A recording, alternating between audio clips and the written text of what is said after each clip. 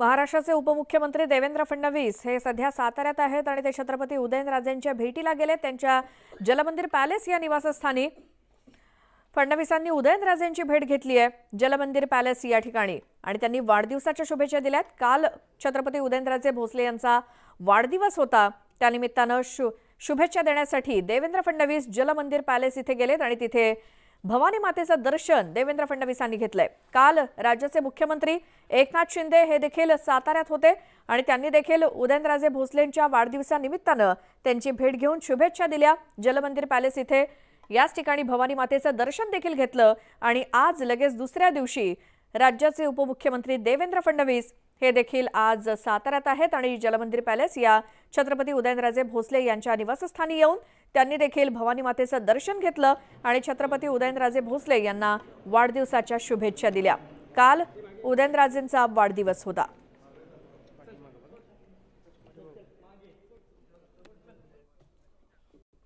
अधिक माहितीसाठी जाऊयात आमचे प्रतिनिधी सचिन जाधव यांच्याकडे। सचिन, काल मुख्यमंत्री आणि आज उपमुख्यमंत्री देवेंद्र फडणवीस जलमंदिर पॅलेस इथे, काय माहिती?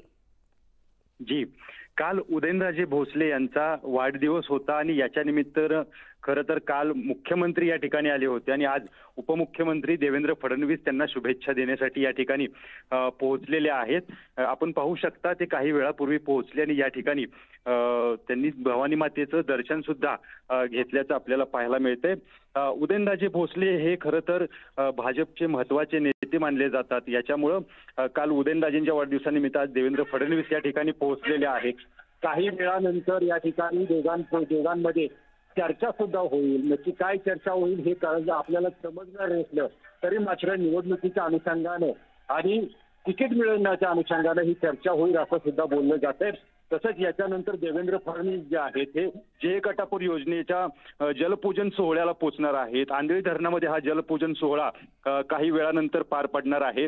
साधारण 1996 साली या योजनेला सुरुवात झाली होती। 27 वर्षानंतर तब्बल या दुष्काळी भागाला या योजनेतून पाणी मिळणार आहे। यामुळे या योजनेकडे सुद्धा मान तालुक्यातल्या लोकांचं लक्ष लागून राहिलेलं आहे आणि हा देवेंद्र फडणवीस यांचा खूप महत्त्वाचा दौरा मानला जातोय। एका बाजूने उदयनराजे भोसले यांची भेट ते घेत आहेत, तर दुसऱ्या बाजूला मान सारख्या दुष्काळी भागाला पाणी देणाऱ्या योजनेचं जलपूजन सुद्धा होणार आहे। त्यामुळे देवेंद्र फडणवीसांचा हा खूप महत्त्वाचा सातारा दौरा असल्याचं सांगितलं जाते। बिलकुल, आणि त्यातच उदयनराजेंनी लोकसभा लढवण्याची सुद्धा इच्छा बोलून दाखवलेली होती वाढदिवसाच्या निमित्तानं आणि त्यानंतर मुख्यमंत्र्यांनी घेतलेली भेट, तिथे त्यांची चर्चा झाली असेल काही आणि आज देवेंद्र फडणवीस सुद्धा त्यांच्या भेटीला आलेत। या संदर्भात काही माहिती मिळते का? काही चर्चा या दोन्ही नेत्यांमध्ये होण्याची शक्यता आहे का? अगदी बरोबर आहे। खरं पाहायला गेलं तर भाजपचं तिकीट कोणाला द्यायचं सातारा लोकसभेसाठी हे गेले कित्येक दिवस खलबत सुरू होती। मात्र उदयनराजे भोसलेंशिवाय भाजपकडे दुसरा उमेदवार तगडा नाही, यामुळं खासदार उदयनराजे भोसलेंनाच हे तिकीट मिळेल असं बोललं जातंय। परंतु काल मुख्यमंत्री या ठिकाणी भेट देऊन गेले, त्यांना शुभेच्छा देऊन गेले आणि मुख्यमंत्र्यांनी पत्रकारांसोबत बोलत असताना स्पष्टपणे सांगितलं की माझ्या उदयनराजेंना शुभेच्छा आहेत, यामुळं खासदारकीचं तिकीट जे आहे हे उदयनराजेंनाच मिळेल याच्यावर आता शिक्कामोर्तब होताना पाहायला मिळतंय। यामुळं आज जो देवेंद्र फडणवीसांचा दौरा आहे त्यांनी घेतलेली भेट आहे ही सुद्धा या तिकीट मिळवण्यासाठी महत्त्वाची मानली जाते। काही वेळा देवेंद्र फडणवीस सुद्धा उदयनराजेंना शुभेच्छा देत आहेत का की त्यांच्याबद्दल आणि काही भूमिका जाहीर करतायत हे पाहणं सुद्धा आपल्याला महत्त्वाचं असणार आहे। बिलकुल, आणि आज नेमके कोणकोणते कार्यक्रम आहेत साताऱ्यामध्ये ज्यासाठी देवेंद्र फडणवीस तिथे आहेत आणि त्यातच त्यांनी जलमंदिर पॅलेस इथे देखील भेट घेतली, पुढचे कार्यक्रम काय?